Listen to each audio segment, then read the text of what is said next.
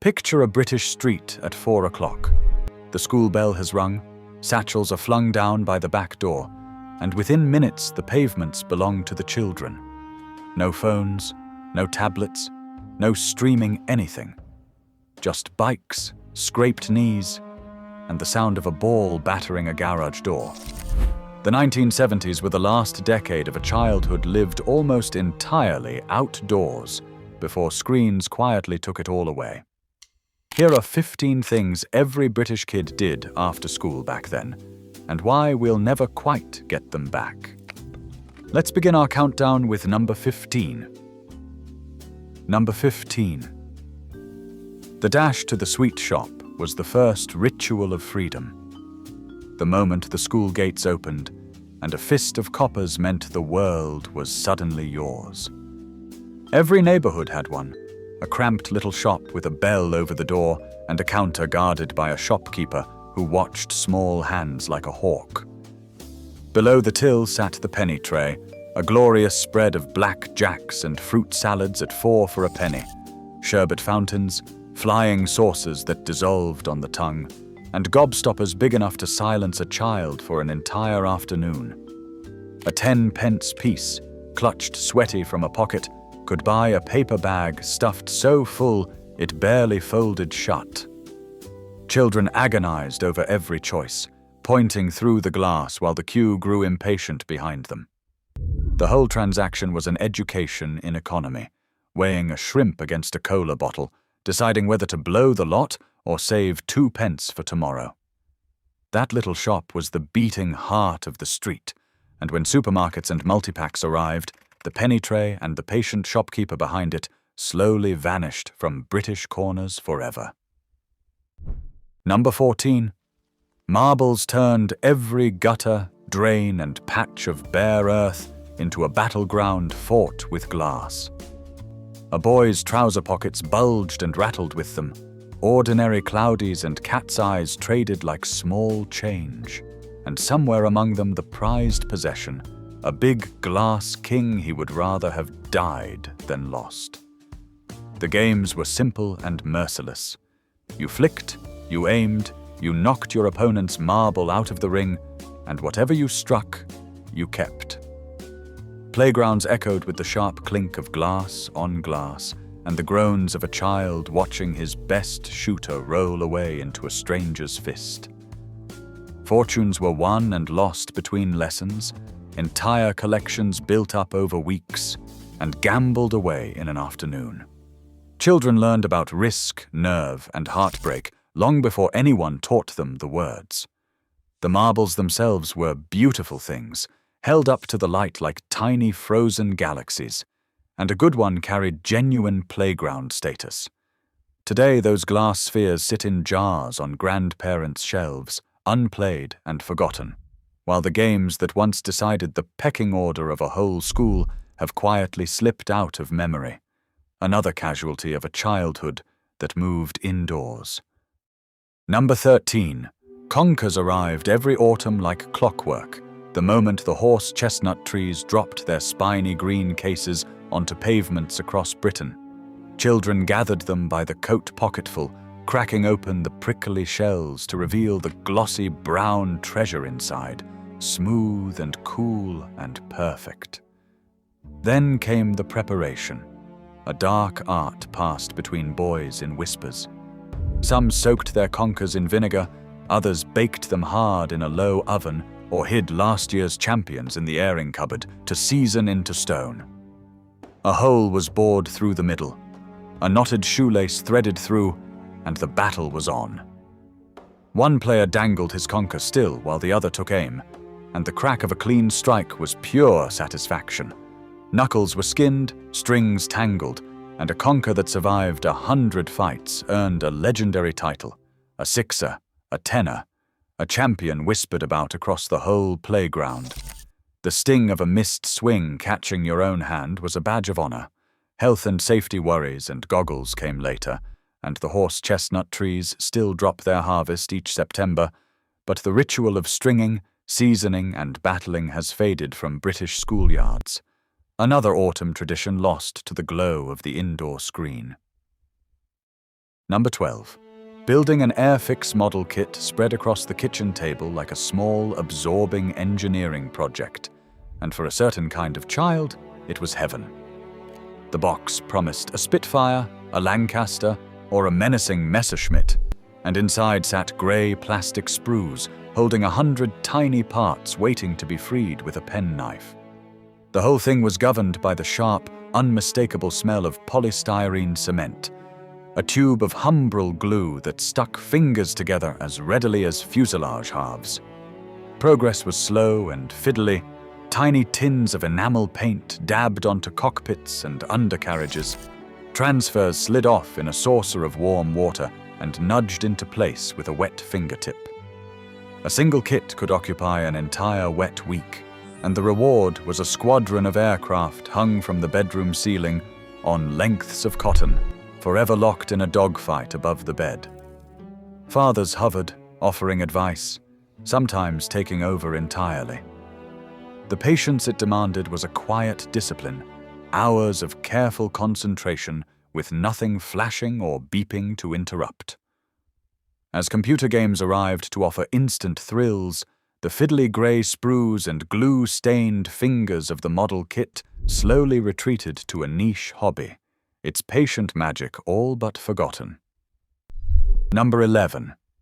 Roller skates in the 1970s were unforgiving lumps of metal that clamped straight onto your ordinary school shoes, tightened with a little key you wore on a string around your neck so you would not lose it.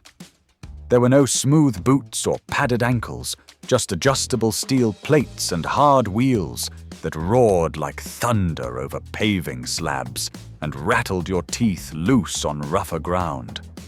Children strapped them on at the top of the street and set off wobbling, arms windmilling, aiming for the smoothest stretch of pavement they could find.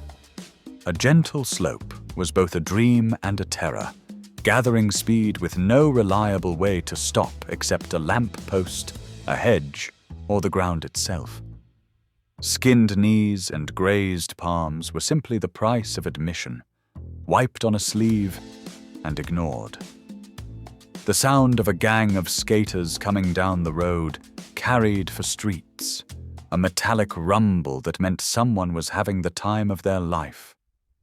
That skate key, worn like a medal, was one of the great treasures of childhood. As pavements gave way to living rooms and consoles, the clamp-on skate and its little brass key rolled quietly into history. Number 10. Two ball against the wall was a rhythm that carried across every playground and gable end in Britain, mostly the domain of girls who could keep two tennis balls spinning against a wall for hours without dropping a beat. The balls thudded in a steady, hypnotic pattern, while a chant kept time, rhymes about Nebuchadnezzar or a girl's sweetheart, complete with claps, spins, and skirts tucked into knickers to free the arms. Nearby, a skipping rope turned by two friends invited a third to jump in mid-swing, and lengths of knotted elastic looped around ankles for French skipping, the elastic climbing higher with each round until only the most nimble could clear it. Hopscotch grids were scratched onto pavements in chalk, a stone kicked square by square. None of it cost a penny, and all of it demanded coordination, memory, and endless practice. The chants were handed down from older sisters and cousins, a whole oral tradition of playground verse that no adult ever wrote down.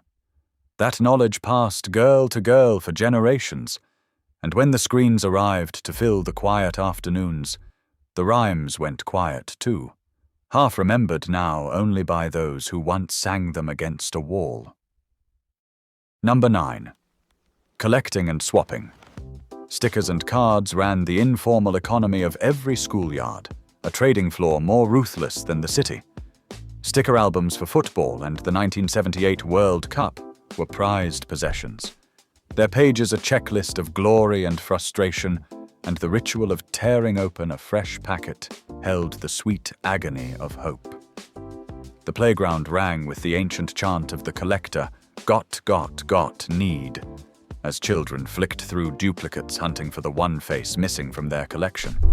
A rare card could command a small fortune in swaps, and a shiny team badge was worth a dozen ordinary players. Bubblegum cards came with a slab of pink gum so hard it could crack a tooth, but nobody bought them for the gum. Deals were struck, alliances formed, and the occasional swindle left a younger child in tears. It was commerce, diplomacy, and heartbreak rolled into a lunch break, teaching negotiation to children who had never heard the word. When collecting moved onto screens and apps, the tactile thrill of the swap and the crinkle of a fresh packet faded, and with it went the playground marketplace that once taught a generation the art of the deal. Number 8. Knockdown Ginger was the forbidden thrill of the estate. A dare dressed up as a game, and every child knew it was naughty, which was precisely the point. The rules could not have been simpler. Knock hard on a stranger's front door, or press the bell and hold it. Then sprint for your life and hide, hearts pounding, to watch the victim open the door to an empty street. The genius was in the escape, the plotting of a route over walls and through gardens, the choosing of a target house with just enough menace to make it exciting. A grumpy neighbor who gave chase became a legend told and retold for weeks. It was harmless mischief mostly, a way of testing nerve and outrunning consequence, though the odd furious adult and the occasional clip round the ear kept the stakes real. Children learned about risk, loyalty, and the sweet taste of getting away with it. The game went by a dozen names across Britain: knock-a-door run, ginger knocking. But the thrill was universal. As childhood retreated behind front doors and glowing screens, the empty evening streets that made it possible simply emptied of children altogether. Number 7. Reading a comic was the quiet pleasure that bookended the noise of the day. A few pages of anarchy devoured after tea or smuggled under the bedcovers with a torch. The Beano and the Dandy ruled the newsagent's shelf, their pages full of Dennis the Menace and his dog Gnasher, Desperate Dan and his cow Pies, Minnie the Minx causing chaos, and Whizzer and Chips battling for loyalty. A comic cost only a few pence, and for many children a weekly copy waiting on the mat was the highlight of the week, sometimes saved for and reread until it fell apart. The humor was gleefully rebellious, all catapults and custard pies and children outwitting hapless adults, and it taught a generation to read without ever feeling like homework. Annuals arrived at Christmas, thick hardback treasures that lasted right through the holidays. Children swapped titles, argued over favorite characters, and copied the drawings onto the backs of their exercise books. As television cartoons and later video games captured young attention, the weekly comic slowly lost its grip, and the newsagent's crowded shelf of British humour thinned to a shadow of what it was. Number 6. The Raleigh Chopper was the bicycle that every boy in Britain wanted from the moment it arrived in 1970. And to own one was to rule the street. With its high-rise handlebars, its long padded banana seat, and that famous gear stick mounted on the frame like something off a sports car, the Chopper looked less like a bike and more like a machine built for glory. Children rode in packs the moment homework was abandoned, ranging far beyond the boundaries their parents imagined, disappearing for whole afternoons with a shouted promise to be back before dark. Wheelies were pulled and crashes were had, all without a helmet in sight, grazes and buckled wheels simply part of the fun. The Chopper's long seat could carry a mate on the back, and the whole neighborhood's worth of bikes would be dumped in a heap wherever the adventure happened to end. Later, the grifter took up the mantle for a new set of riders. That bike meant independence, the first taste of a world beyond the garden gate, explored under your own power. As traffic grew and childhood moved indoors to the console, those roaming packs of bikes thinned out and finally vanished from British streets. Number 5. Building a den was serious business, the construction of a private kingdom where no adult was permitted to set foot. Wherever there was a patch of woodland, a scrap of wasteland, or a bomb site not yet built over, children set to work with whatever they could scavenge. Old blankets, sheets of corrugated iron, cardboard boxes flattened for walls, branches lashed together with baler twine. The den might be a hollow under a hedge, a platform wedged in the fork of a tree, or a tunnel dug into a bank. But whatever its form, it belonged entirely to the gang that built it. Passwords were invented, membership was fiercely guarded, and rival gangs a few streets over posed a constant threat of invasion. Hours vanished into the digging, the building, the endless improving, and the simple joy of having a secret place that belonged to children alone. It was architecture, politics, and adventure all at once, learned by doing with nobody watching. The freedom to roam and claim a hidden corner of the world required unsupervised space and long empty hours, and as both disappeared into structured, screen-filled evenings, the childhood den crumbled quietly back into the earth. Number 4. British Bulldog and the great tradition of playground games turned every break time and after-school gathering into glorious, breathless chaos. In Bulldog, one child stood in the middle, while the rest charged from one side to the other, the aim to get across without being caught and hoisted off the ground, the court joining the middle until the last runner was mobbed by the whole screaming pack. It was rough, occasionally brutal, and utterly thrilling. Around it swirled a dozen others, tag and its endless variations. What is the time, Mr. Wolf, with its creeping dread, the giggling terror of kiss chase, and stuck in the mud where a friend crawling between your legs meant freedom. None needed equipment, only a space to run and a crowd to fill it, and the rules passed from older children to younger without a single adult involved. Scraped knees and torn jumpers were routine, and the games could be gloriously, harmlessly violent. In time, schools grew nervous, and Bulldog in particular was banned from many playgrounds for the injuries it caused.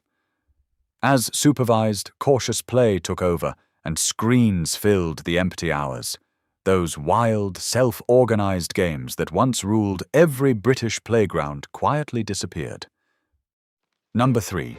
Craze toys swept through the 1970s in waves, and no child wanted to be the last on the street without the thing everyone was talking about. The space hopper bounced into fashion, a great orange rubber ball with a grinning face and 2 horns to grip, ridden in leaping, lopsided hops across gardens and pavements until you tumbled off in a heap of laughter. Then came clackers, 2 hard acrylic balls on a string that you swung up and down to crack together faster and faster, producing a machine gun rattle and all too often a nasty bruise on the wrist or a ball that shattered mid-swing. They proved so dangerous that many were pulled from sale, which only made them more desirable. Pogo sticks bounced children up garden paths, yo-yos rose and fell in the hands of playground champions. Each craze burned bright for a season, dominating conversation and pocket money before fading to make way for the next.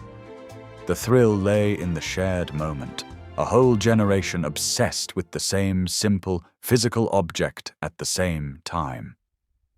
As electronic games took over the business of childhood obsession, those bouncing, clacking crazes bounced their last. Number 2. Jumpers for goalposts was the purest, most democratic game in Britain. Football conjured out of thin air on any patch of grass, tarmac, or quiet road. 2 coats or school jumpers thrown down marked each goal, and the width of it was argued over furiously all game long, every disputed strike sparking a debate about whether the ball had gone in off the imaginary post or sailed over the imaginary bar. Teams were picked with the ancient cruelty of 2 captains choosing in turn, and the game swelled and shrank as children came and went for tea. There was no referee, no kit, no whistle, just an old leather ball, sometimes waterlogged and heavy as a cannonball, and the endless cry of next goal wins that somehow never ended the game, Boys dreamed they were their heroes, commentating on their own last-minute winners as the light faded. The matches ran on for hours, paused only by a passing car or a shout from a window. Football like this cost nothing and needed nobody's permission, and as organized leagues, safety fears, and glowing consoles took over, the spontaneous street kickabout with its jumpers for goalposts slowly disappeared from British life. Number 1.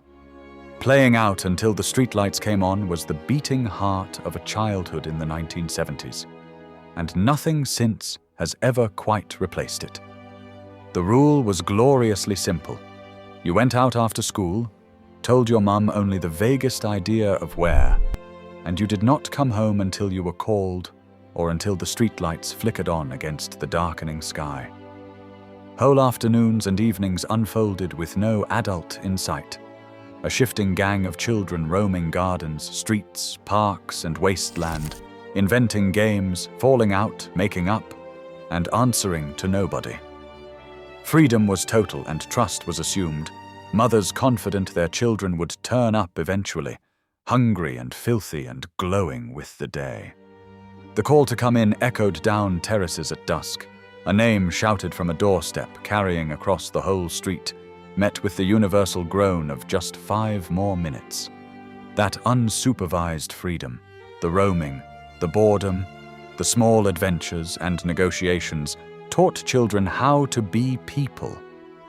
When television grew from a few channels into something always on, and then computers and phones offered a whole world without ever leaving the sofa, the streets emptied. The lampposts still flicker on at dusk over British streets, but the children they once called home are long gone, drawn indoors to glowing screens that never call anyone in. From the dash to the sweet shop to the freedom of playing out until dark, these were the ordinary rituals that shaped a generation, and every one of them happened outdoors, unsupervised and free. Screens did not arrive with a bang. They crept in quietly, one channel and one console at a time, until the streets fell silent. So tell me in the comments, which of these did you do? And which one do you miss the most? Give this a like if it took you back, and subscribe for more.